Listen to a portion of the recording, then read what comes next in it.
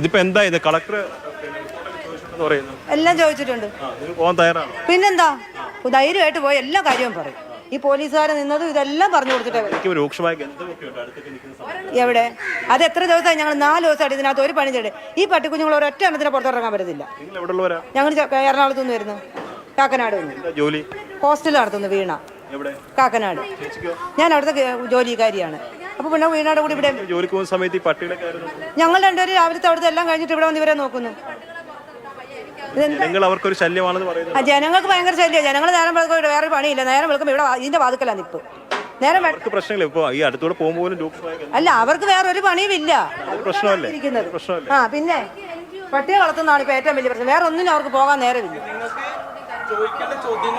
അതാണ് അവർ പറയുന്നത്. അവർക്ക് ഇഷ്ടമുള്ളത് അവർ ചെയ്യും. അതായത് പട്ടിയെ വളർത്തുന്നത് നിയമപരമായിട്ടാണെന്നുള്ളതാണ് വീട്ടുടമസ്ഥ പറയുന്നത്. നാട്ടുകാർക്ക് വേറെ ജോലിയൊന്നുമില്ല. അവർ ഇത് രാവിലെ മുതൽ ഇവിടെ വന്ന് നിൽക്കുകയാണെന്നാണ് പറയുന്നത്. എന്തായാലും ഇക്കാര്യത്തിൽ ജില്ലാ ഭരണകൂടം ഇടപെട്ടിട്ടുണ്ട്.